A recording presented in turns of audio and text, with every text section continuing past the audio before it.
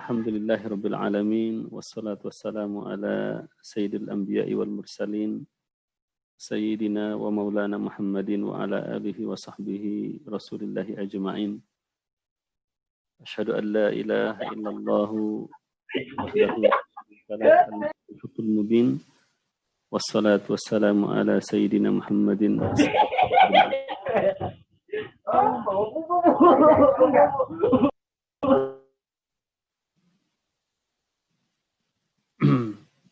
yang kami cintai dan kami muliakan guru kami Buya Ar-Razi Hashim yang telah berkenan dan telah menyiapkan waktu untuk kita pada malam yang berbahagia ini. Mudah-mudahan Buya Razi dan juga keluarga diberikan kesehatan, selalu dijaga oleh Allah Subhanahu wa taala, selalu dibimbing, dibukakan hatinya, dibukakan pikirannya untuk terus memberikan pencerahan kepada umat, terutama kepada kita para murid-muridnya.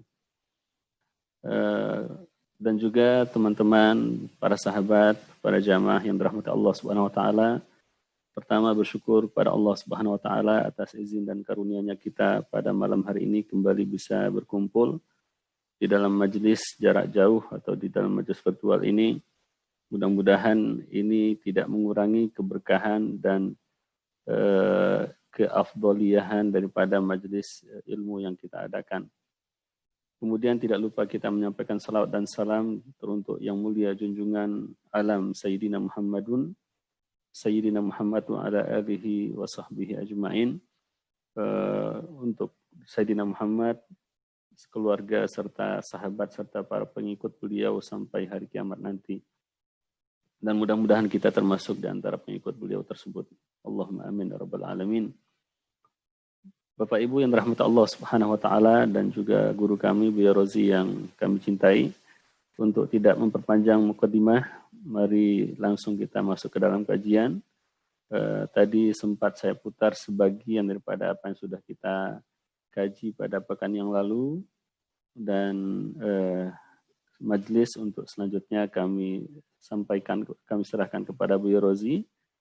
Dan untuk pertama mungkin kita dengarkan penjelasan dulu dari beliau, nanti kalau sudah ada perintah nanti kita akan share buku yang akan kita bahas pada malam hari ini.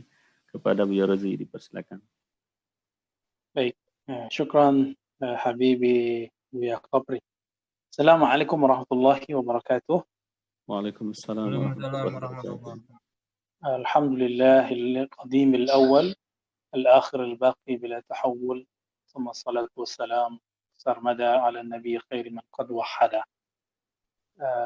Sahabat-sahabat semua, semoga Allah berkahi malamnya.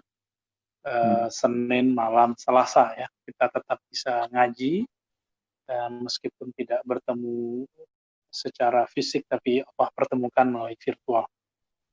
Semoga ini menjadi saksi di hadapan Allah bahwa kita mencintai ilmu sebagai salah satu pemberiannya, dan ilmu itu nanti kita akan belajar bahwa ilmu ternyata juga adalah salah satu sifatnya.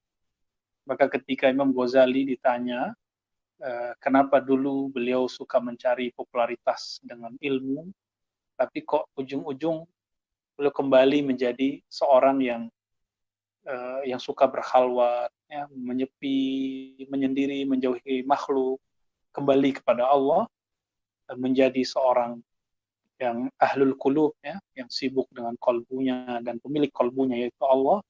Maka jawaban beliau, al-ilmu lillah wa ya'bal ilmu illa yakuna lillah. Ilmu itu adalah milik Allah. Jadi milik di sini bisa artinya dua. Ilmu sebagai objek, bisa juga ilmu sebagai sifat Allah. Maka jika dia ilmu sebagai objek berarti pemberian dari Allah. Jika dia sebagai sifat, maka itu satu sifat yang tidak terpisah dari Allah Subhanahu wa taala.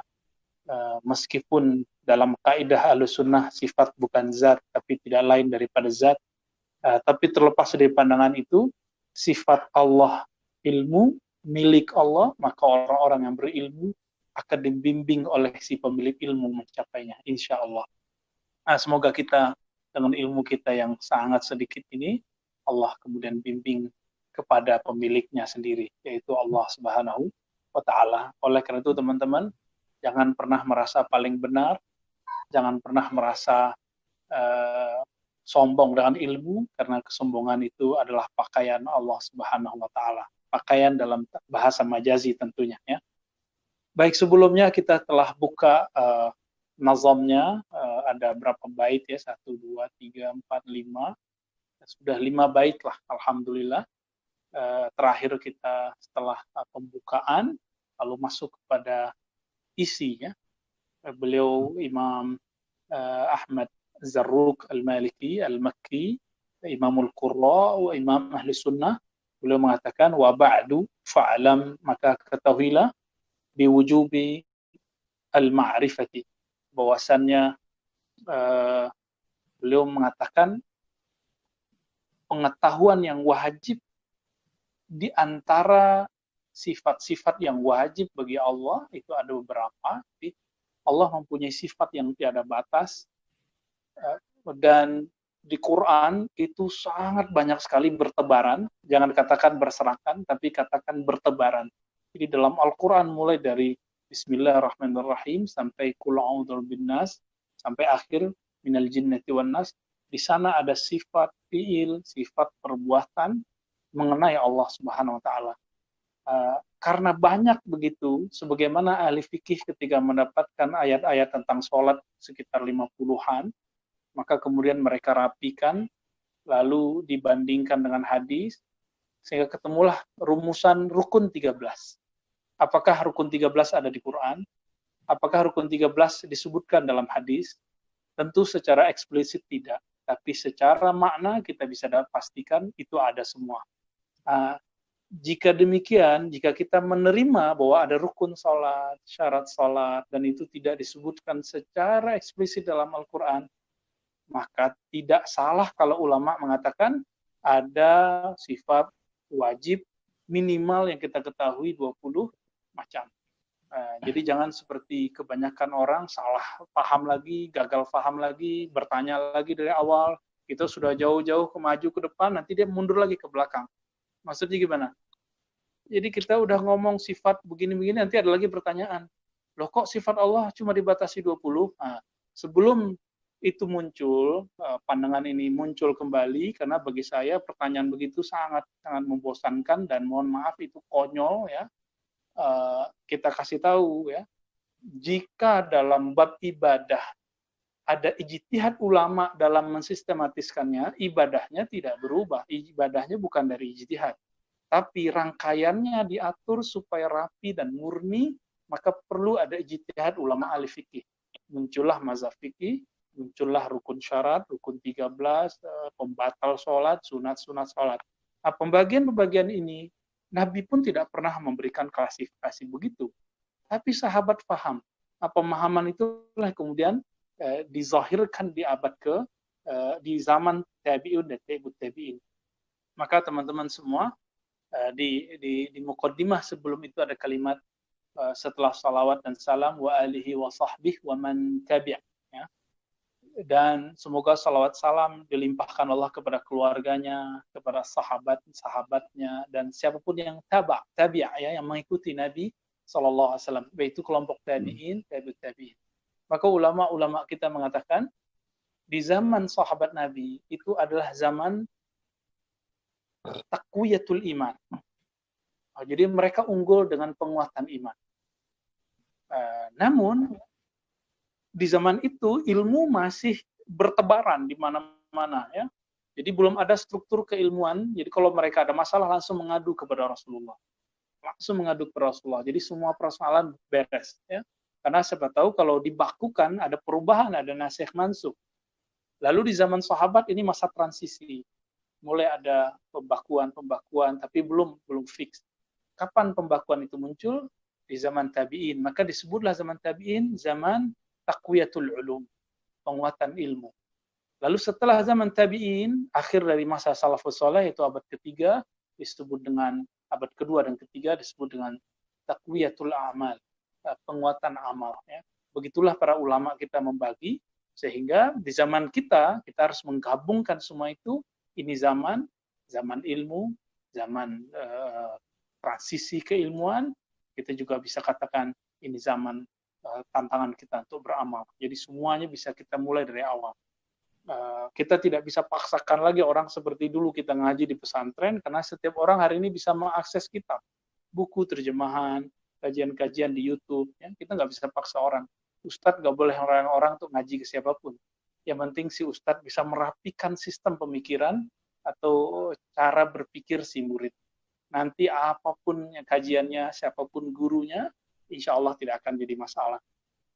Baik teman-teman semua, kita masuk ke nazam berikutnya. Jadi setelah disebutkan bahwa sifat Allah itu banyak, dan di antara yang wajib diketahui sehingga ini bisa mewakili semua sifat yang lain, itu adalah 20 sifat. Nah, nanti akan ada yang disebut 20 sifat mustahil, nanti juga akan ada disebut sifat jaiznya, sehingga 20 tambah 20 tambah 1 menjadi 41 ya. Nanti akan ada tambahannya dari sifat Nabi Sallallahu Alaihi Wasallam.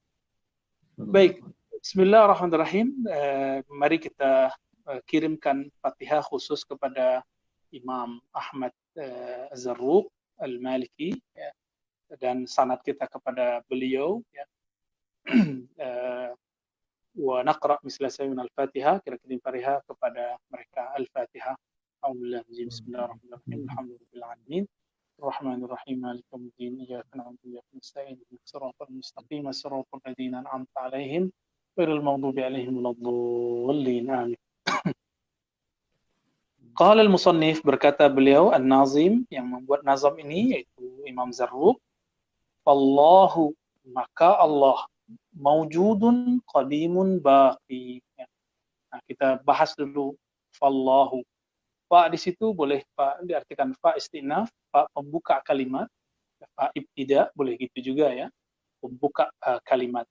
Allah. Nah, teman-teman semua, Allah itu salah satu nama Allah yang paling agung, bahkan disebut Ismul Jalalah, nama yang mulia, Ismul Azam, nama yang paling agung dari yang agung, nama yang paling bagus dari yang paling bagus. Alif lam lam ha, Allah. Ya, ini nama yang sangat kamil bal akmal, nama yang sangat sempurna, bahkan super sempurna. Kenapa? Allah itu berbeda dengan nama-nama seperti Ar-Rahim. Rahim, kalau kita buang ra, him, jadi tidak jelas maknanya. Kita tidak tahu maknanya. Kecuali mungkin di alam Jabarut sana ada makna lain, kita tidak tahu. Karena alam Jabarut itu konon katanya dalam ilmu-ilmu ahli qalbu dan musyahadah, itu banyak ilmu-ilmu huruf di sana. Tapi kita tidak sampai ilmu ke sana, kita serahkan kepada Allah. Karena tidak jelas, maka kita tawakuf di situ. Nah, kita kalau rahim hilang ra jadi him, hilanglah maknanya. Nah, maknanya tidak menjadi utuh lagi. Tapi jika Allah dibuang alif, bisalah lillah atau lallah. Ya. Lillah milik Allah. Kita sering membaca akhir dari surat Al-Baqarah, lillahi ma fis samawati wal ard. Begitu juga dalam surat Luqman, ya, lillahi ma fis samawati wal ard. Li bisa diartikan di situ milik. Karena jar majrur, li itu huruf jar, kepemilikan, lam, ya, tamlik, jika diletakkan di depan huruf jar majrur, biasanya diartikan hanya. Jadi lillahi ma fis samawati wal ard. Jika hendak diterjemahkan secara balaghi, secara balaghah dapat diartikan hanya milik Allah lah apa yang di langit dan di bumi. Kita, ruh kita mungkin dari langit, begitu bahasa orang, ya bahkan lebih tinggi dari itu. Tubuh ini udah pasti dari bumi. Ya, tubuh kita semua, strukturnya, sistemnya, partikel-partikelnya, semuanya dari bumi. Maka lillahi ma fis samawati wal ardh, artinya milik Allah lah apa yang di langit, apa yang di bumi. Jadi kalau dibuang alifnya, muncullah lillah. Nanti kalau kita hapus lagi lam dan tasdidnya, ya, lahu, maka maknanya pun masih sempurna. Kita masih menemukan ayat lahu ma fis samawati wal ardh, hampir sama. Miliknya lah apa yang di langit, apa yang di bumi. Begitu juga hu merupakan salah satu dhamir, ya, kata ganti yang biasa digunakan menyebut nama Allah. Di Quran terkadang menyebut ganti yang lain. Tapi misalnya ayat kursi, kita lihat sangat banyak sekali yang menunjukkan bahwa itu kembali kepada Allah SWT. Hu adalah asal dari kata huwa itu sendiri. Silakan nanti belajar dalam ilmu linguistik yang lebih dalam dalam bahasa Arab. Huwa asalnya adalah hu. Ya, kenapa ditambahkan waw? Nah, ini ada rahasianya dalam ilmu linguistik bahasa Arab. Nah, kita tidak bagiannya di sana, maka kita tinggalkan masalah itu. Hu atau huwa itu bermakna sesuatu yang tidak dapat dicapai oleh indera. Ini kias analognya adalah, kalau saya menyebut dia, teman-teman, coba katakan dia, sebutlah seseorang dia. Maka dia berarti dia tidak ada di hadapan kita, dia tidak berada di samping kita, di belakang kita, tidak bisa dilihat dengan mata, didengar oleh telinga, tidak bisa disentuh oleh semua yang sifatnya fisik. Maka huwa, Imam Abdul Qahir Al-Baghdadi mengatakan salah satu nama Allah yang unik. Jadi ini bukanlah ilmu tarekat tasawuf sufi, tapi ini adalah buku-buku Ahlus Sunnah wal Jamaah. Silakan dibuka kitab Usuluddin, karangan Imam Abdul Qahir Al-Baghdadi. Beliau nulis kitab juga Al-Farqu Bainal Firaq. Dalam kitab Usuluddin beliau mengatakan huwa adalah salah satu nama yang sangat unik, dan ini bagian dari Asmaul Husna selain yang 99. Karena Asmaul Husna itu tidak hanya 99. Ada Hanan, Manan, dalam hadis Nabi berdoa waktu ruqyah, Anta Syafi. Bahkan Anta sendiri adalah satu asma Allah Tabaraka Ta'ala. Sehingga jangan heran, di dalam beberapa waktu, Al-Habib Umar bin Hafiz Al-Yamani, yang dari Yaman, yang sering datang ke Indonesia, itu pernah berzikir anta, ya. Jika orang tidak paham, mereka akan kebingungan apa maksud beliau. Apalagi jika anta itu adalah zikir yang dipakai oleh Nabi yang diberi gelar Zunnun. Zunnun yaitu Nabi yang tenggelam dibawa oleh ikan, sehingga tenggelam jauh di dalam dalam perut ikan di dalam laut. Lalu dia berzikir karena tiada lagi yang dipandangnya gelap gulita. Disitulah nyata rasanya bertuhan. Maka beliau berzikir, La ilaha illa anta. Tiada ilah, tiada yang berhak disembah kecuali engkau. Jadi secara ilmu qalbu, teman-teman, kapan seseorang berzikir La ilaha illa anta? Ketika dirinya merasakan hadir Allah SWT secara real dalam kehidupannya. Begitulah para ulama kita memberikan resep-resep rohani. Jika belum, maka silakan berzikir La ilaha illallah. La ilaha illallah. Kita sebut nama Allah, Allah. Karena puncak dari Allah itu adalah Hu, dia. Oleh karena itu, salah satu ulama-ulama kita di Madinah dahulu kala, yang sezaman dengan Sa'id Sumbul Al-Makki, ya, salah satu ulama muhaddisin, beliau sezaman, yaitu Muhammad bin Abdul Karim Samad. Beliau dalam zikir-zikir yang diajarkannya, zikir hu adalah salah satu zikir-zikir yang luhur, yang tinggi. Bukan berarti caranya hu begitu ya, tapi ada teknik sendiri yang dapat kita pelajari kepada ahli-ahlinya.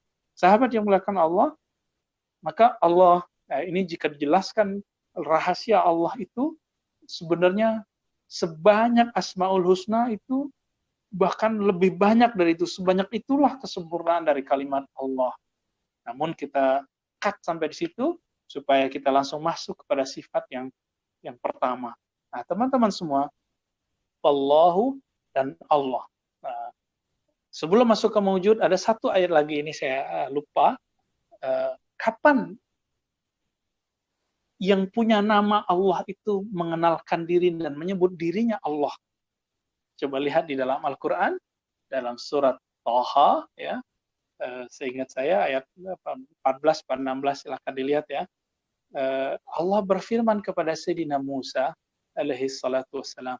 Apa kata beliau? Apa kata Allah Ta'ala? Wahai Musa, innani anallah. Ya. Begitu Allah berfirman, Allah mengenalkan dirinya kepada Sayyidina Musa alaihi salatu wassalam.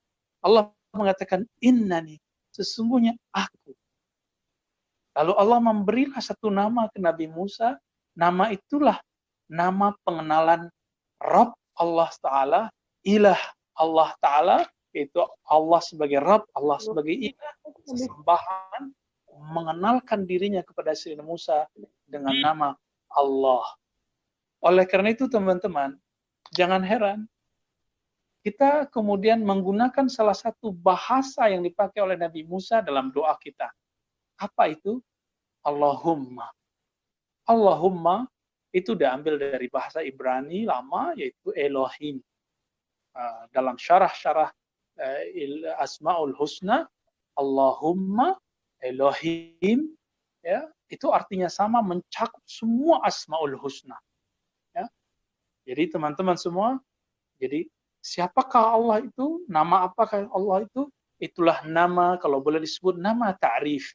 Ya, ismu ta'rif. Jadi kalau boleh disebut, nama Allah memakrifatkan Nabi Musa, mengenalkan kepada Nabi Musa tentang dirinya. Ya, itu yang ada dalam surat 20 ayat 16 tadi, ya. Ayat 14 tadi, ya. Wallahu mawjudun qadimun baqi mukhalifun lil khalqi bil itlaqi. Kita masuk ke bait yang ke-6. Mawjud, Allah bersifat mawjud. Mawjud yaitu yang mempunyai sifat wujud. Nah, itulah yang disebut mawjud. Teman-teman semua, mawjud sudah jadi bahasa Indonesia, mawjud. Sifatnya itu wujud. Jadi apa beda mawjud dengan wujud? Wujud itu sifatnya sendiri, mawjud adalah zatnya. Maka disebutlah mawjud sifat nafsiyah. Mawjud sebagai sifat nafsiyah. Bahwa Allah ada, maka adanya itu yaitu zatnya itu sendiri. Nah, kalau kita sebut mawjud, ya zatnya itu sendiri. Ya. Di dalam ilmu aqidah Ahlussunnah, kata wujud ada, saya ada, teman-teman ada, handphone kita, laptop kita ada, buku-buku, rumah, langit, bumi ini ada. Apa perbedaan adanya kita dengan adanya Allah? Bukankah Allah laisa kamitslihi syai'? Hanya sama namanya, tapi berbeda sifat dan hakikatnya. Lalu apa makna wujud kita? Ternyata saya wujud karena diwujudkan. Oleh karena itu, kalau saya ada, teman-teman ada, kita semua ada, karena diwujudkan, karena diadakan, maka siapa yang mengadakan kita? Pastinya yang mengadakan itu, dialah yang maha wujud. Dialah sumber wujud. Coba kita tanya, apakah yang mewujudkan saya? Kita semua, teman-teman semua, orang tua, silakan jawab di hati. Betapa banyak teman-teman kita yang menikah, ya, sampai sekarang belum mempunyai buah hati. Berarti bukan suami istri, bukan ayah ibu lah yang menciptakan anaknya. Kakeknya tidak, Nabi Adam tidak. Ya. Lalu siapa? Apakah terjadi sendiri dari tanah? Itu adalah ungkapan yang paling berbahaya. Seperti kalimat yang saya sebut tadi, itu adalah kekonyolan yang baru lagi dalam keintelektual seseorang. Jika ada benda kecil di depan kita, ada buku seperti yang saya pegang ini, buku kecil, ternyata ada yang membuat, ada yang menulis, ada yang nyetak. Masa alam semesta yang sebesar ini tidak ada yang nyetak, tidak ada yang membuat? Tentu ini sangat aneh sekali. Nah, karena ini aneh, otak kita mengatakan, oh ini yang mengatakannya tidak masuk akal, irasional, ya, ghair ma'qul. Lalu gimana? Jika buku ini ada yang membuat, maka alam semesta ini dengan lembaran-lembaran dedaunan yang ada di atasnya tentu lebih awal, lebih utama diciptakan. Nah, teman-teman semua, maka muncullah kemudian kaidah. Saya wujud diwujudkan. Jika tidak diwujudkan juga boleh, ya. Maka kewujudnya saya ini, teman-teman ini disebut mumkinul wujud. Wujud yang bisa ada, bisa tidak. Nah, saya menikah, bisa punya anak, bisa tidak punya anak. Nah, keberadaan itu disebut dengan mungkin. Udah jadi bahasa Indonesia, mungkin iya, mungkin tidak. Nah, lalu yang membuat itu mungkin siapa? tentu bukan yang sama-sama mungkin dengannya, yang sama-sama kekuatannya dengannya. Lalu siapa? Maka dia pasti yang punya pengaruh dalam mewujudkan sesuatu itu mungkin atau tidak, kita sebutlah ia sang wajibul wujud, yang wajib wujud. Kalau dibahasakan lain, dialah yang membuat segala sesuatu ini menjadi mungkin. Maka tidak boleh dalam pikiran kita disetara dengan kita.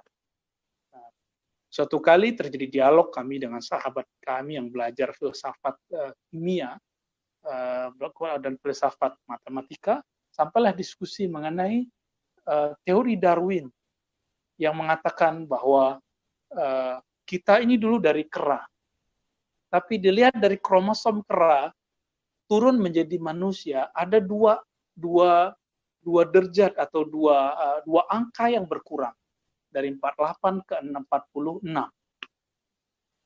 Pertanyaannya, siapakah yang mengurangi itu? Apakah dulu kera mencoba untuk melakukan eksperimen sendiri di laboratorium? Pertanyaannya, apakah kera mampu melakukan itu? Manusia-manusia yang kita sebut manusia purba, apakah mereka mempunyai alat-alat seperti itu? Penemuan-penemuan seperti itu? Tentu tidak. Lalu, dari 48 menjadi 46 kromosom tersebut. Ya. Pertanyaannya, jika kera tidak sanggup, apakah dari alam? Alam juga bukan. Maka disitulah pertanyaan-pertanyaan jadi mentok. Inilah kemudian yang dihindari oleh ilmuwan-ilmuwan barat hari ini, yang mereka sebagian terjebak pada ateisme. Ya. Tapi mereka yang kemudian tidak memenjarakan pertanyaannya, melepaskan pertanyaan itu, mereka menemukan Allah di dalamnya. Nah, maka teman-teman semua, jauh-jauh hari sebelum teori-teori Darwin muncul, ya, kemudian yang menghancurkan teori Darwin muncul, ulama kita Imam Abdul Hasan al-Asy'ari telah merumuskan ini. Jadi ada yang disebut wajibul wujud, zat yang dia wujud dan mesti ada. Nah, kalau dikatakan begini, mungkinkah alam ini tidak ada? Mungkinkah pencipta alam ini tidak ada? Maka kita mengatakan tidak mungkin. Maka wajibul wujud diartikan yang tidak mungkin dia tidak ada. Nah, kira-kira begitu. Semoga kalimat ini tidak menjadi berat masuk ke dalam kepala kita, ya. Kadang-kadang kita punya keterbatasan dalam membahasakan Arab itu ke dalam bahasa Indonesia. Baik teman-teman, lalu kita posisinya di mana? Kita adalah mungkinul wujud. Kita ini wujudnya mungkin. Di tangan siapa? Dalam kekuasaan siapa? Kita ini menjadi mungkin dalam kekuasaan Allah sang wajibul wujud. Jadi, maujud di sini disebut maujud dengan bizatihi. Wujud karena dirinya sendiri. Bukan karena dirinya yang lain. Ya. Disinilah perbedaan antara akidah Ahlussunnah dengan akidah para filosof, sampai filosof Ibnu Sina pun keliru dalam hal ini. Tapi ingat, Ibnu Sina tidak sampai kepada derajat kafir. Ya. Nanti kita bahas jika ada waktu, apakah akidah Ibnu Sina yang sebenarnya. Kita lanjut, sifat yang kedua teman-teman, ya. Kalau kami dulu belajar wujud itu bisa lama, ya bisa seminggu, tapi di masa sekarang saya rasa kita cukup di sana. Ya. Yang berikut yaitu qadim. Nah, sifat qadim. Qadim secara harfiah berarti ma la yasbiquhu adam. Yang tidak diawali oleh ketiadaan. Yang tidak diawali oleh ketiadaan. Artinya dia maha ada. Dia selalu ada. Teman-teman, di dalam surah Yasin ada lafaz qadim. Kal-urjunil qadim. Tapi itu berbeda dengan qadimnya Allah. Nah, kalimat qadim ini pernah kita singgung pada pertemuan sebelumnya, bahwasannya ada beberapa tokoh yang atasnamakan salaf, lalu menolak kalimat qadim. Siapa yang pertama kali yang muncul dalam sejarah Islam? Yaitu Imam Ibnu Hazm, rahimahullah. Ternyata beliau menolak itu karena beliau tidak menemukan riwayat yang sesuai dengan pemahaman. Ya. Akhirnya beliau menolak karena kehati-hatian. Kemudian ini diulang lagi oleh Syekh Ibnu Taimiyah rahimahullah. Lalu dilanjutkan oleh Ibnu Qayyim, Lalu setelah itu dilanjutkan oleh murid Ibnu Qayyim itu Izzuddin Ibn Abdissalam dalam kitabnya Syarah Thahawiyah. Lalu yang paling parah apa? Ketika Izzuddin Abdissalam mengulangi kata Ibnu Taimiyah, Ibnu Qayyim menyebut bahwa penolakan ini berasal dari salaf dan khalaf.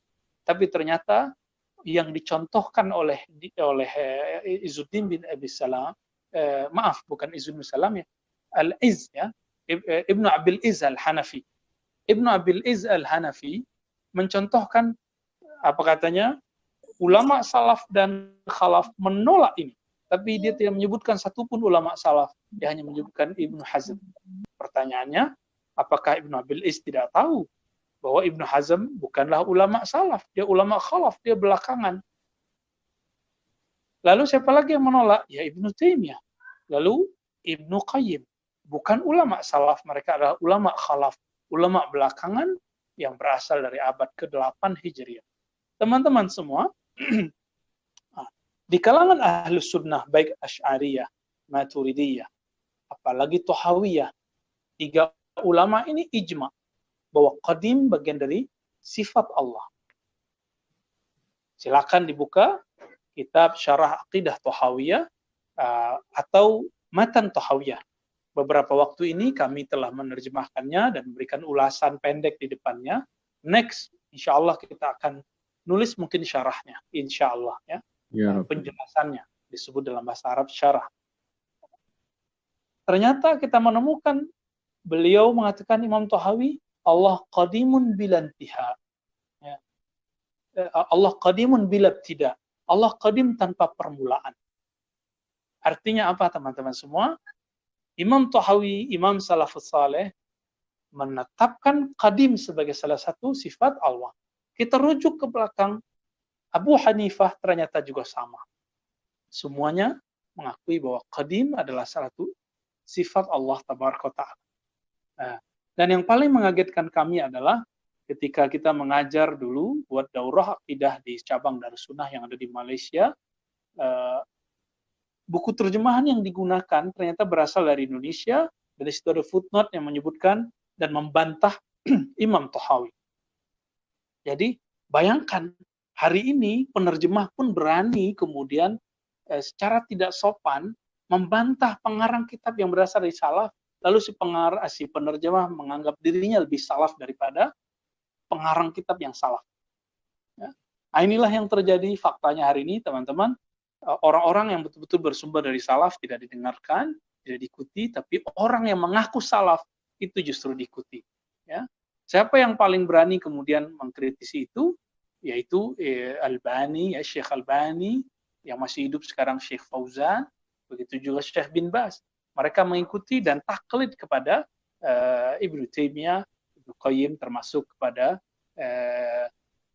Ibnu Izzuddin ya, Al-Izz Al-Hanafi, Ibnu Abil Izz Al-Hanafi. Baik.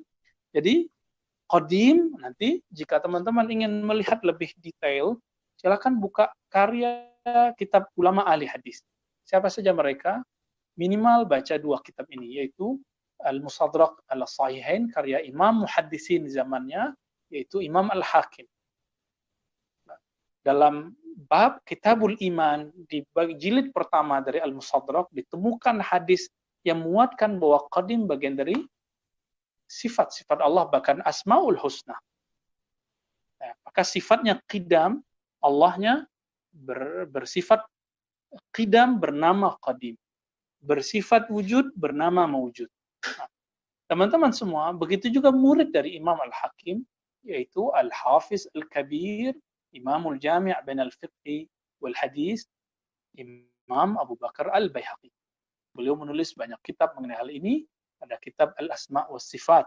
Itu, Masya Allah, satu jilid setebal ini beliau membicarakan dari awal sampai akhir itu adalah sifat dan asma Allah berdasarkan ajaran para nabi, para sahabat, lalu tabi'in. Sehingga nyatalah akidah Asy'ari tidak keluar sama sekali satu huruf pun dari akidah Al-Quran dan Sunnah. Begitu juga kemudian kitabnya yang berjudul Al-I'tiqad. Ya. Itu dahsyat sekali. Dan itu yang kita pakai salah satunya di Ma'had Darussunnah belakangan ini ya. Semoga Allah memberkahi kita semua. Teman-teman semua, kemudian ada sifat berikut yaitu baqa, yang di sini disebut dengan isimnya, yaitu isim fa'ilnya baqi. Allah itu baqi. Jika sesuatu itu qadim, maka dia pasti baqa, baqi. Sesuatu yang bersifat qidam, sesuatu yang tidak berawal, pasti tidak ada akhirnya. Tapi ingat, sesuatu yang berawal, mungkin dia tiada akhirnya. Mungkin. Jika sang qadim, sang mawjud menetapkan, itulah kita teman-teman semua, itulah surga, itulah neraka. Awalnya tiada, Allah lalu adakan, lalu Allah menciptakan sifat khuld, sifat keabadian kepadanya. Namun tidak disebut baqa, karena baqa, baqi adalah mutlak miliknya. Sebagaimana mawjud, nanti surga neraka termasuk jiwa diri kita ini, Allah kekalkan sebagai hadiah dari kekekalannya. Maka kekekalan kita bukan kekal mutlak. Yang mutlak hanyalah Dia. Nah, sahabat yang melakukan Allah, inilah makna al-baqi. Lalu, di manakah kita mendapatkan dalil ini? Dalil bahwa Allah Subhanahu wa taala ada.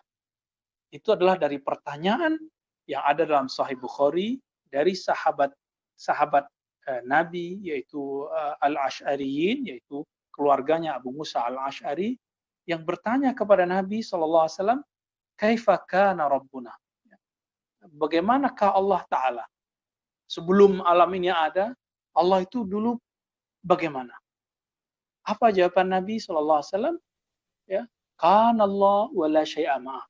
Kalimat kana di situ menyiratkan salah satu sifat wujud. Kana mawjudan. Kana kainan. Allah itu ada, wala syai'a ma'ah. Tiada satupun bersamanya.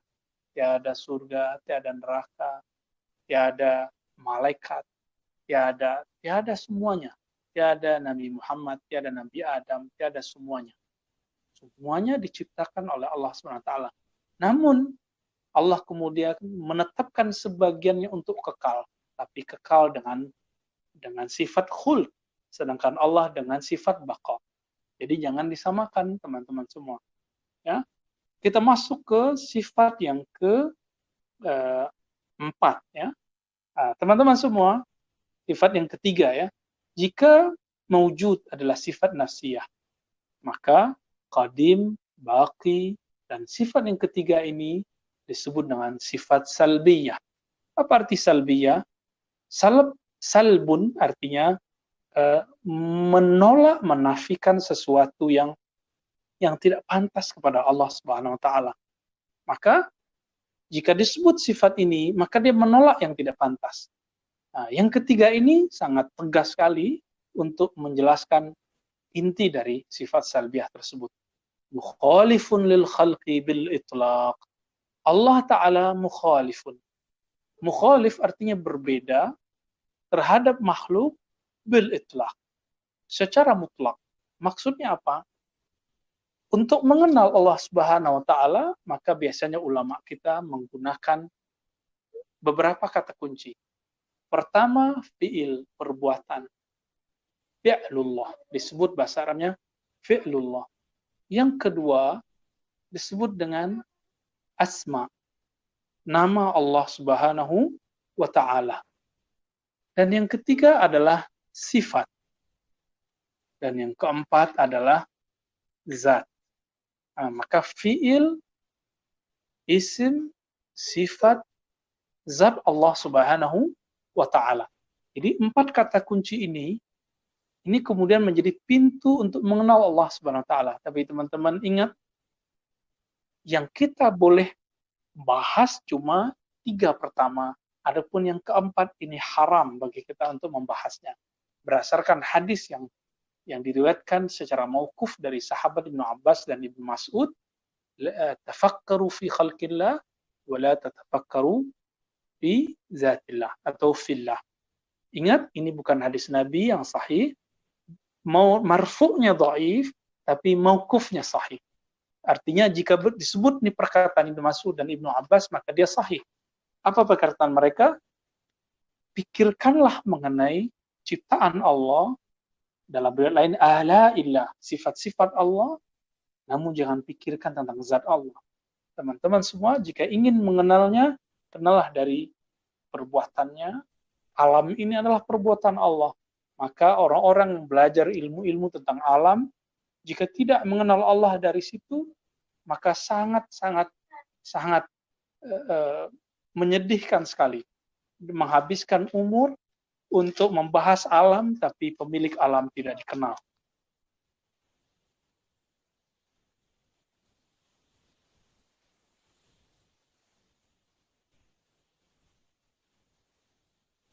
Ya, begitu juga mempelajari asma nama, sifat. Adapun zat, jika kita boleh menyebut, ya, ini hanyalah otoritas kenabian Sallallahu Alaihi Wasallam.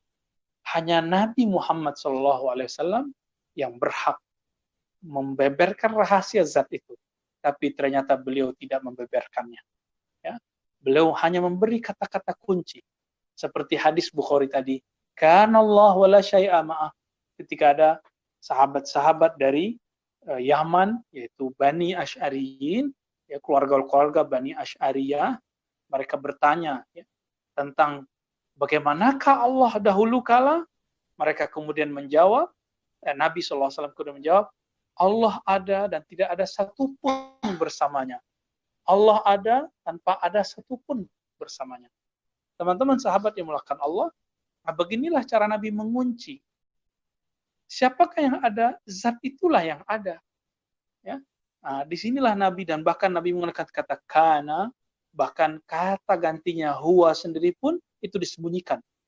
Nah, oleh karena itu jangan pernah membahas ini, karena ini berbahaya, kecuali kita langsung mendapatkan dari Nabi Sallallahu Alaihi Wasallam.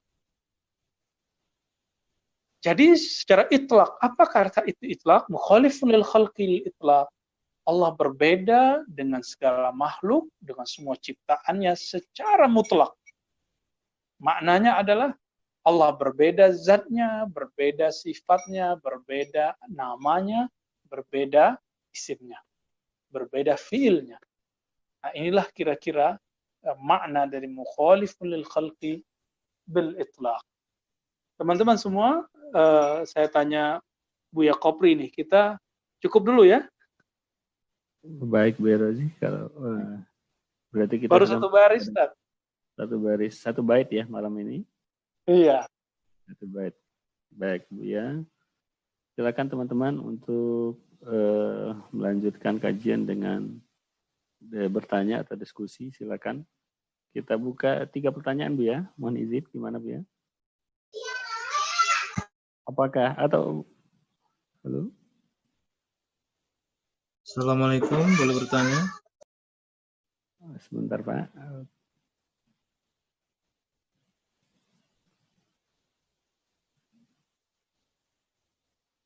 Seperti ada gangguan teknis.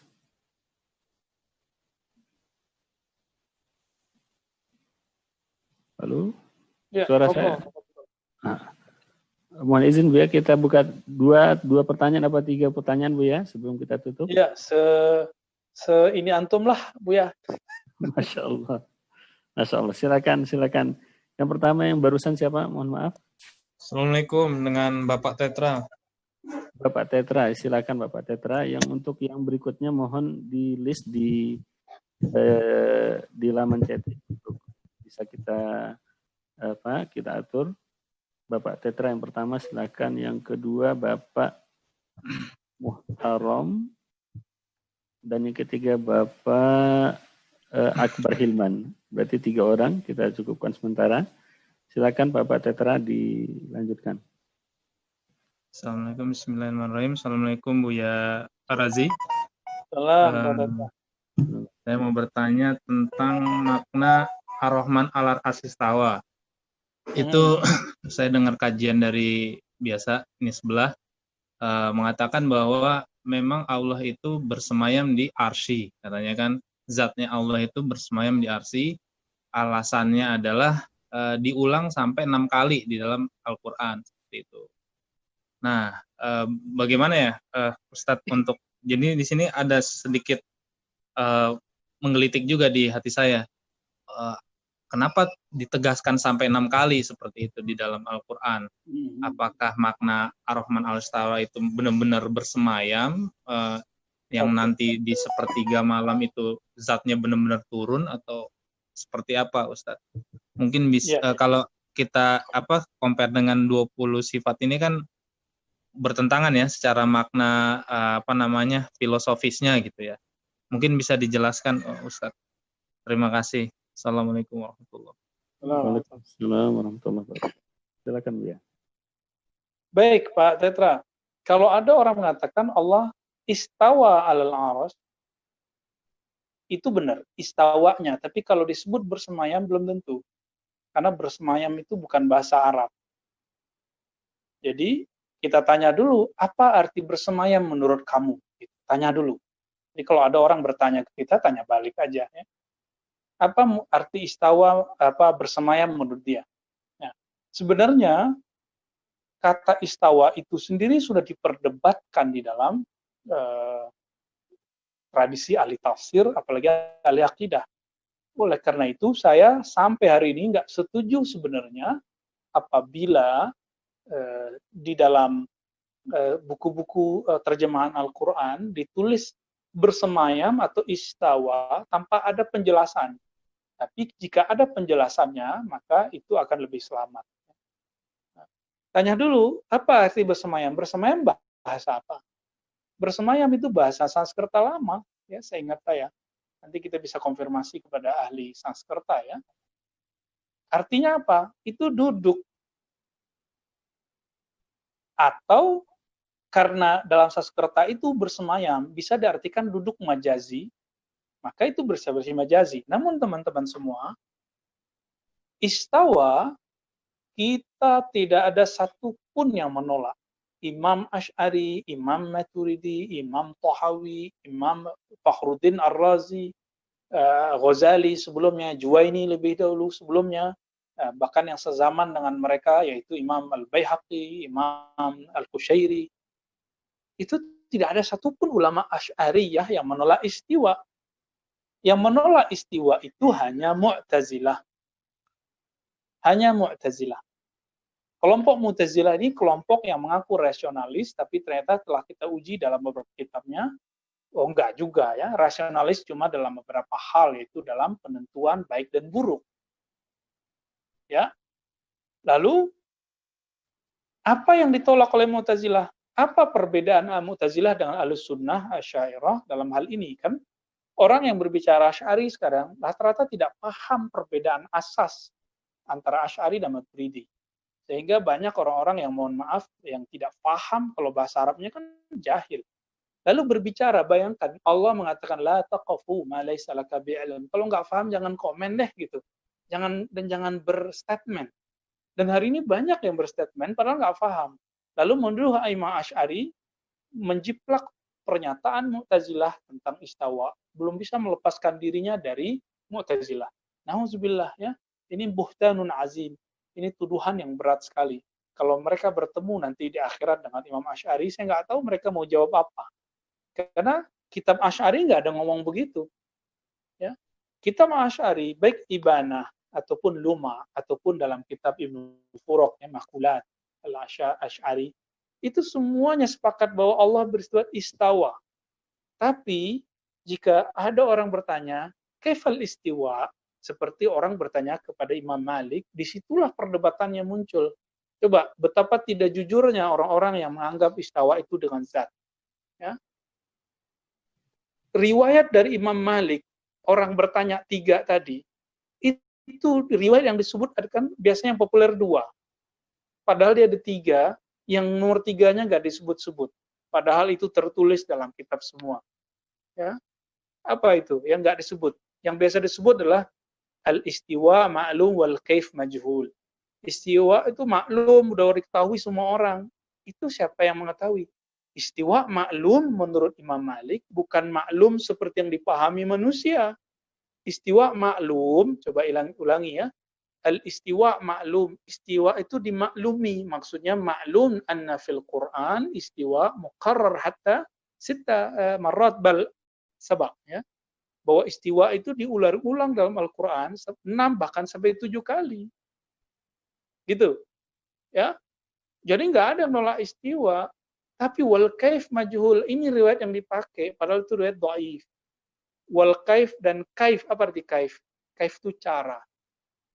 Sesuatu yang butuhkan cara berarti dia tidak sempurna. Jika kita sebut Allah punya cara dalam istiwa, berarti Allah tidak sempurna. Itu pertanyaannya. Maka apa dulu makna istiwa yang mereka maksud? Oleh karena itu, karena kita tidak tahu, dan Imam Malik tidak tahu, apa kata Imam Malik? Wal kaif anhu marfu'. Coba dihafalkan kalimat itu ya. Wal kaif, dan cara anhu marfu, maha suci darinya. Marfu artinya diangkat, karena ada anhu berarti diangkat darinya, maha suci Allah dari kaifiyah. Ya. Jadi sama ini mirip dengan kalimat pertanyaan Bani Asy'ariyin.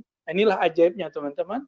Dari pertama sahabat Nabi mengajarkan tauhid, yang bertanya serius tentang tauhid adalah Bani Asy'ariyin dari Yaman.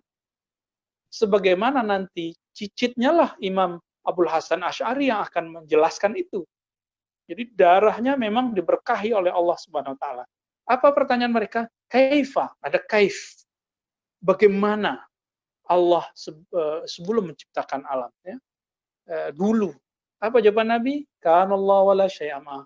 Allah ada, tiada satu pun bersamanya. Enggak ada aras, enggak ada kursi, enggak ada langit, enggak ada bumi. Berarti kalau nggak ada aras, nggak ada istiwa. Nggak ada langit, nggak ada nuzul. Ya, istiwa, nuzul kan turun. Kan nggak ada itu. Lalu apa? Itu nggak disebut sifat zat. Jadi tadi saya sudah kenalkan teman-teman. Jadi ada yang disebut sifat tadi ya, mengenal Allah.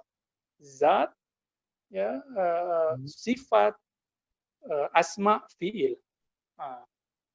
Nah, sifat itu sendiri, ada sifat yang menjelaskan tentang zatnya. Ada sifat yang menjelaskan tentang karakter sifat itu sendiri, disebut ma'ani, salbiyah, ma'nawiyah. Ada sifat yang berkaitan dengan perbuatannya. Sifat di situ bukan berarti kayak kita sifat penyabar, bukan itu. Sifat di situ boleh diartikan karakter. Ya. Nah, karakter fiilnya. Maka ulama Ahlus Sunnah, Asy'ari, Maturidi, Thahawi sepakat bahwa istawa itu sifat fi'il, bukan sifat zat. Inilah kritik dari imam ahli hadis, penganut salaf, tapi dia salaf, dia murid Ibnu Taimiyah. Tapi dia mengatakan, jadi Imam Ibn Zahabi namanya. Apa kata Imam Zahabi? Saya sangat takjub dengan guru saya Ibnu Taimiyah. Luar biasa, hafalannya bagus. Tapi sayang, ana mukhalifun. Saya berbeda dengannya, baik dalam masail usuliyah, apalagi furu'iyah. Jadi, Imam Zahabi sendiri berbeda dengan gurunya. Imam Zahabi ini dalam hadis, kata Imam Subuki, lebih dia sukai daripada Imam Al-Mizzi. Imam Mizzi adalah imam di Darul Asyrafiyah, di Damaskus zaman itu, kalau sekarang ya kayak universitas hadis lah. Sampai sekarang bertahan secara tradisional. Imam Ibnu Qayyim belajar ke Al-Mizzi. Menurut As-Subki, lebih pinter Az-Zahabi daripada Al-Mizzi. Bayangkan, Az-Zahabi tidak sepakat dengan Ibnu Taimiyah dalam hal ini. Apa kata Imam Zahabi dalam kitab Al-Ali li'uluwil Ghaffar? Jadi, Al-Ulu li'aliyil Ghaffar, gitu ya. Salah satu kitab yang kemudian diikhtisar oleh Albani, tapi Albani menghilangkan yang penting-penting di sana. Karena mengikhtisar ya boleh-boleh aja dia menghilangkan. Tapi kita kan punya kitab yang aslinya. Di situ Az-Zahabi mengatakan, seandainya saja Ibnu Taimiyah guruku itu tidak mengatakan istawa bizatihi dengan zatnya, turun ke langit dunia, nuzul dengan zatnya. Seandainya saja Ibnu Taimiyah tidak mengatakan itu. Begitu kata beliau. Tentulah Ibnu Taimiyah benar-benar disebut pengikut salafus saleh. Jadi teman-teman semua, Ahlus Sunnah kita Ahlussunnah Asy'ariyah, Maturidiyah, Tahawiyah, ittifaq ijma bahwa itu sifat fi'il Allah, sifat perbuatan Allah, bukan sifat zat Allah. Jadi kita nggak nolak istiwa, ya. Jadi mulai malam ini coba deh, jangan dibayangkan kalau kita Ahlussunnah kita menolak istiwa, enggak. Kita menerima sebagai sifat fi'il perbuatan. Teman-teman, Allah sekarang berbuat di alam semesta ini. Apa perbuatan Allah hari ini, malam ini kepada kita? Allah mengumpulkan kita, Allah mengajarkan kita ilmu-ilmu, mengilhamkan kita kebenaran-kebenaran. Apakah Allah kemudian zatnya ada di sini? Kan tidak. Kita nggak boleh ngomong begitu. Ya, Allah menggerakkan saya, menggerakkan teman-teman semua. Apakah kemudian Allah bersama kita? Maka dalam gerak perbuatan itu kita tidak boleh menyebutkan sifat zat, padahal dia sifat fi'il. Ya, ini mungkin istilah-istilah yang bagi sebagian orang baru, tapi saya rasa ini tidak rumit ya, insya Allah. Saya kembalikan ke Buya Kopri, tafadhal. Baik Buya, terima kasih. Untuk yang kedua dari Bapak Ustadz Muhtarom Ma'arif, silakan langsung dihidupkan mic-nya. Assalamualaikum warahmatullahi wabarakatuh, Buya Roji, Buya Kopri. Gimana kabarnya? Baik Pak Muhtarom, Jogja aman ya? Aman, alhamdulillah Buya. Alhamdulillah. Buya mau minta pendapat Buya. Kalau kita lihat ini Buya, fenomena belakangan ini kita sebenarnya ya cukup menggembirakan. Di sisi lain banyak nih teman-teman kita yang salafi ini yang dahulunya anti bermadzhab sekarang ramai-ramai belajar mazhab Syafi'i atau bahkan tidak malu lagi mendeklarasikan dirinya sebagai pengikut mazhab Syafi'i seperti itu. Ya.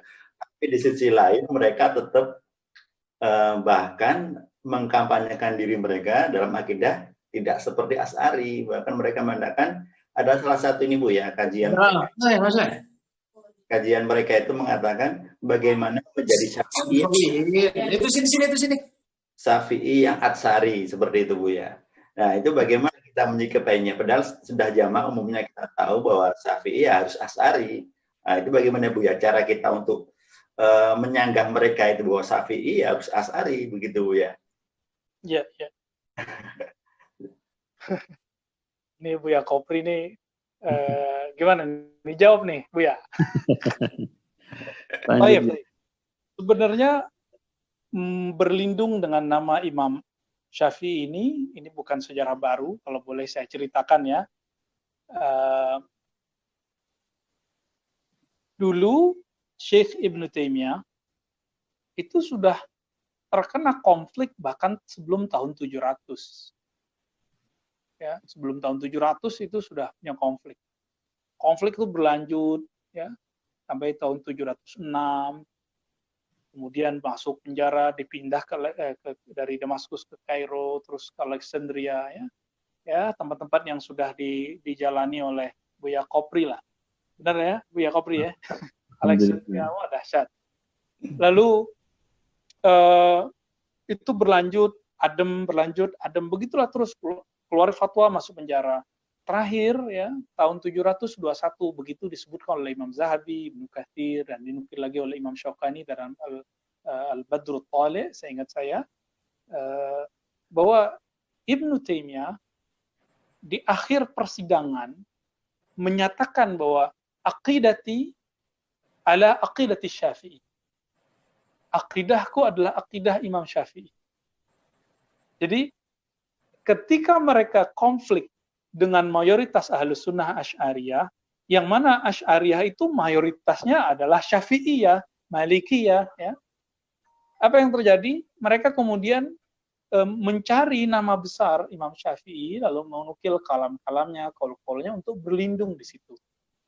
Menjadikan tameng Imam Syafi'i, ya. Ya nggak tahu Imam Syafi'i kalau lihat gitu senyum atau marah ya, nanti kita lihat aja di akhiratnya, kita nggak bisa mengetahui alam gaib kan. Jadi ini bukan sejarah baru teman-teman semua, ini udah sejarah lama, ya, sejarah yang sudah tua, ya. Sebentar.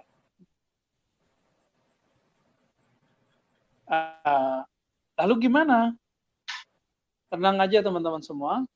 Al-ilmu lillah, ilmu itu milik Allah.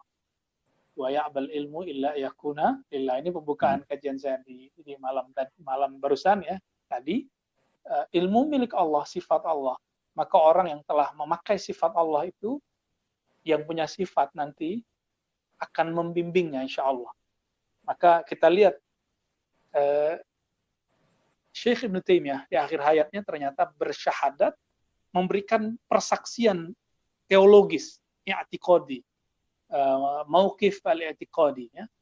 Persaksian yang menunjukkan pendirian akidahnya, yang awalnya banyak mengkritisi, bahkan mengkafirkan Ibnu Arabi, mengkafirkan, menyesatkan Al-Bakri, itu banyak sekali yang diserang oleh Ibnu Taimiyah, tapi kemudian dia berlepas diri dari takfir itu sendiri. Dan dia kemudian karena mendapatkan kalam Asy'ari, bagaimana Imam Asy'ari itu wafat, begitulah dia wafat. Apa yang dikatakan oleh Imam Asy'ari sebelum wafat? Ya, aku bersaksi ya, bahwasannya anni la ukaffiru ahadan min ahli qiblah. Aku bersaksi tidak mengkafirkan siapapun ahli kiblah, yaitu umat Islam yang sholat, yang mesti zakat dan lain sebagainya. Meskipun berbeda manhaj, meskipun berbeda mazhab. Ya, jadi kita doakan saja Pak Muhtaram, semoga itu awal dari mereka. Jadi biarkan saja. Kadang-kadang ada orang itu nggak akan dapat hidayah lewat kita. Mungkin dapat hidayah lewat orang lain. Kadang-kadang malah kita yang butuh hidayah itu. Gitu. Gimana tidak ya? Saya mohon maaf, ini kritik saya juga kepada pengajar mazhab Syafi'i di kalangan umat Islam dimanapun. Kenapa kita berhenti di kitab-kitab matan takrib, hasyah? Betul itu keren ya, mulai. Tapi jangan berhenti dong di situ. Berhenti di Fathul Mu'in, kayaknya udah keren banget. Betul itu keren. Tapi jangan berhenti di situ. Ya, lanjut lagi ke atasnya ya. Al-Minhaj, Muhazzab. Jangan berhenti di situ. Masuk ke karya-karya Imam Baihaqi, Ma'rifatus Sunan wal Asar. Terus lagi Nah, inilah puncaknya, induknya.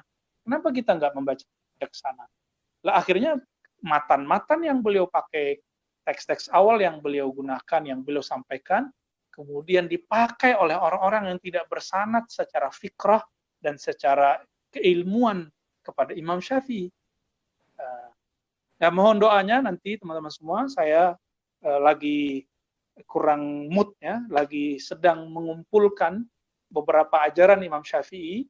Pertama, sholat Imam Syafi'i yang diriwayatkan dari Nabi, kemudian akidah Imam Syafi'i yang diriwayatkan oleh Imam Baihaqi, Lalikai, dan imam-imam yang lainnya, ada di Manaqib Syafi'i. Ini kita lagi mengumpulkan, mohon doanya, karena ilmu itu milik Allah, kadang-kadang bahan ada, tapi jika hati tidak koneksi kepada Allah, ya nggak tertulis juga. Semoga kalaupun jadi, itu karena mencari ridha Allah, bukan karena ingin berbantah-bantahan dengan mereka. Ya, saya berlindung kepada Allah, jika memang dulu pernah berniat ingin mendebat mereka, tapi alhamdulillah dengan bimbingan guru-guru kita yang mulia yang bersanad kepada Rasulullah, akhirnya kita belajar, berdebat, menghafal, diskusi, bukan lagi untuk mengalahkan orang, tapi karena ingin mendapatkan kebenaran dari Allah Subhanahu wa Ta'ala. Kira-kira itu teman-teman ya, tafadhal. Barakallahu ya, Masya Allah. Masya Allah. Ini lebih daripada ilmu Bu ya. Saya teringat juga dengan apa yang disampaikan oleh Syekh Sa'id Al-Kamali tentang pernyataan Imam Malik. Imam Malik mengatakan, ta'allamtul ilma li nafsi wa kadzalika kana an-nasu. Aku belajar untuk diriku sendiri, bukan untuk orang lain. Kebanyakan kita sekarang belajar untuk orang lain. Masya Allah. Dan begitu juga manusia pada zaman Imam Malik, kata beliau. Masya Allah. Ini yang makanya teman-teman rugi kalau seandainya kita lewatkan kajian-kajian seperti ini bersama guru kita. Untuk yang selanjutnya kita langsung saja kepada Bapak Akbar Hilman, tadi sudah saya janjikan. Tapi ini masih banyak pertanyaan Bu ya. Ini saya kembalikan kepada Buya, dibatasi. Tadi saya janjikan cuma 3, berarti ini yang terakhir. Kalau seandainya Buya mau tambah, silakan. Dipilih aja ntar mana yang relevan ya. Nanti Buya Kopri kan lihat mana yang kira-kira baru atau relevan untuk kita kaji. Ya, silakan. Sekarang kita kasih ke Bapak Akbar Hilman. Assalamualaikum Buya. Salam Pak Hilman. Afwan, izin bertanya Buya. Ini tentang ya, Az-Zahabi. Mhm. Seperti yang kita ketahui, beliau ini kan berbeda masalah teologi dengan gurunya, Imam Ibnu Taimiyah. Betul. Nah, yang ingin saya tanyakan, kalau mazhab teologi beliau ini mengikuti Asy'ariyah, apa bikin mazhab baru, Bu ya? Soalnya saya pernah baca di suatu buku, kalau Imam Tajuddin As-Subki itu pernah mengatakan kalau Imam Az-Zahabi ini punya bahasanya sekarang ketidaksetujuan dengan Imam Asy'ari. Ya, Ini itu baik, saya, Bu baik. ya. Syukran, jazakallahu Baik. khairan. Masya Allah, ini bacaannya lumayan jauh nih. Biasanya saya nggak mau bahas gini-ginian nih, Pak Akbar Hilman. Baik, Terjemahan, Bu ya. barakallahu fiik ya. Nanti kita coba buka semampu kita. Imam Zahabi salah satu imam favorit saya dalam hadis. Jadi kalau dalam hadis saya ingatnya kalau selain Bukhari, Muslim dan imam-imam Sahibul Mutun ya Zahabi, Mizzi, Ibnu Hajar, udah gitu tiga ini merupakan primadona lah ya dalam ilmu hadis, karena ternyata kisah mereka mirip-mirip. Imam Zahabi ini dulu berdoa ketika minum air Zam-Zam, ya Allah beri aku kemampuan ilmu hadis yang begitu. Jadi beliau menyebutkan kriterianya. Allah berilah. Ya, mungkin seperti gurunya Al-Mizzi atau sebelumnya Al-Maqdisi. Lalu kemudian didapatlah riwayat itu dan sanadnya bersambung dan turunlah ke murid-murid Zahabi lewat jalur nanti murid dan muridnya itu Imam Iraqi, lalu sampai ke Ibnu Hajar. Ibnu Hajar mendapatkan kisah yang sama. Akhirnya beliau ketika haji umrah minum dan berdoa seperti Imam Zahabi berdoa. Ya Allah, jadikan ilmu hadisku seperti Imam Zahabi. Nanti Imam Ibnu Hajar punya murid yaitu Imam Jalaluddin Asyuti berdoa persis sama, dan kita kalau dengar hadis ya Zahabi, Ibnu Hajar, Syuti ya seringnya begitu ya kalau ulama mutaakhirin yang belakangan. Teman-teman semua, Imam Zahabi ini beliau mengatakan sebagaimana juga dinukil kembali oleh Masyokani. Jadi Masyokani ini imam yang tadinya Zaidi menjadi imam pengikut salaf. Bukan salafnya Ibnu Taimiyah saja ya, tapi salaf. Apa kata beliau? Karena aku, kata Imam Zahabi, berguru kepada Imam Ibnu Taimiyah, maka mubghid, pembenci Ibnu Taimiyah tidak senang padaku. Tapi karena aku juga berbeda dalam masalah usul akidah dan furu' dalam hukum dengan Ibnu Taimiyah, maka yang pro dengan Ibnu Taimiyah pun tidak senang kepadaku. Nah, teman-teman semua, jadi Imam Zahabi ini punya posisi yang sangat-sangat ya buah si malakama lah kalau bahasa sekarang ya. Nah, ini terjadi pada temannya juga yaitu Imam Ibnu Katsir. Imam Ibnu Katsir juga mengalami hal yang sama. Salah satu pemuja Ibnu Taimiyah yaitu anak dari Ibnu Qayyim, namanya Ibrahim Ibn Qayyim Al-Jauziyah. Beliau kemudian nyindir siapa Ibnu Katsir. Ibnu Katsir kan mengatakan gini, Ibrahim, ente marahin saya ya karena saya berakidah Asy'ariyah. Apa jawaban Ibrahim Al-Jauziyah? Man yusaddiquka, siapa yang percaya kamu Asy'ari, sedangkan gurumu Ibnu Taimiyah. Nah, teman-teman yang muliakan Allah, Imam Zahabi ini lalu akidahnya apa? Gitu.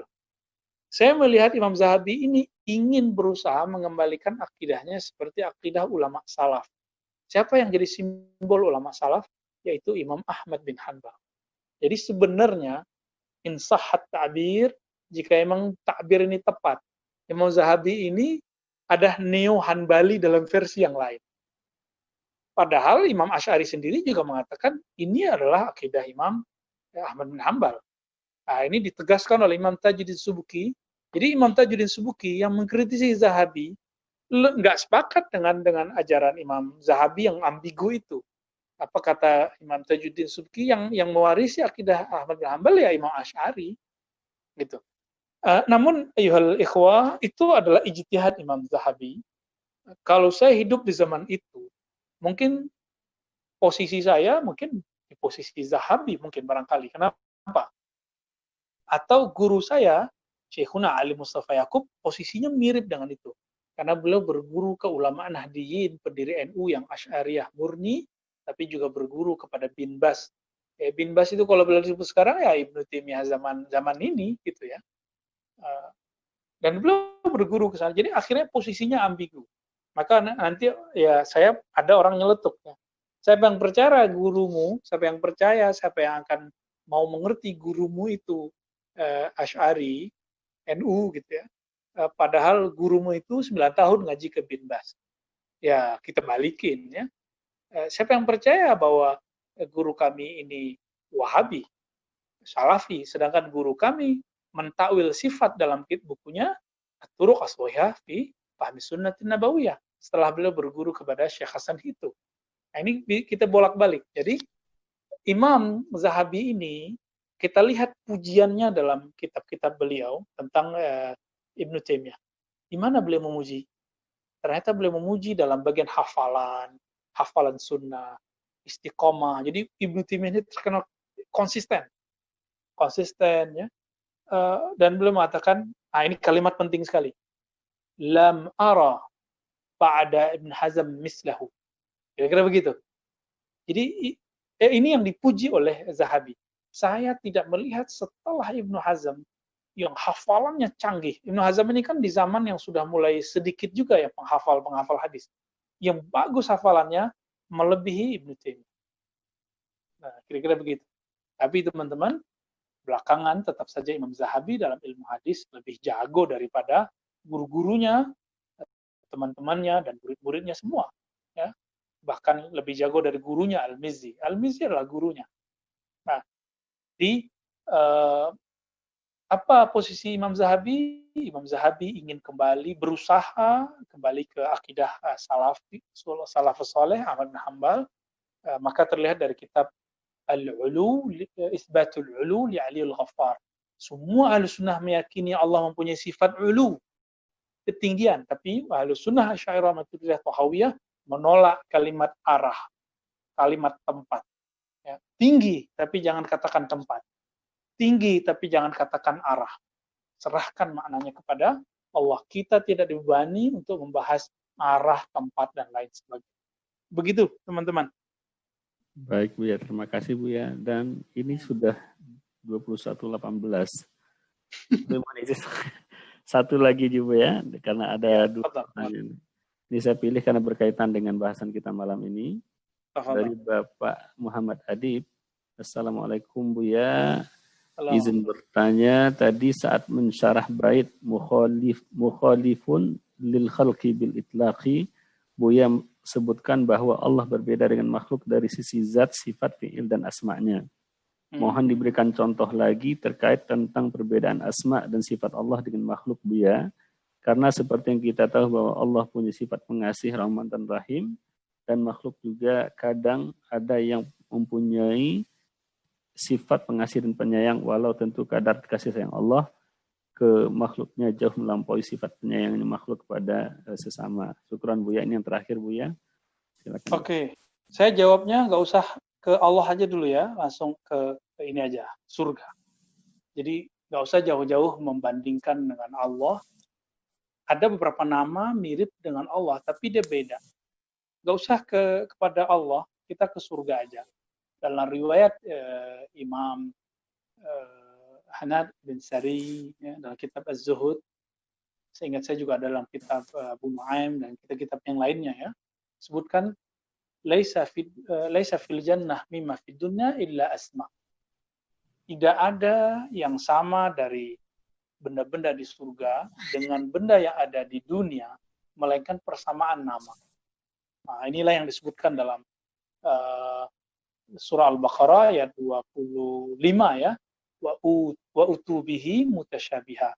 Mereka diberikan di dalam sorga itu yang mutasyabih, yang serupa apa? Serupa namanya.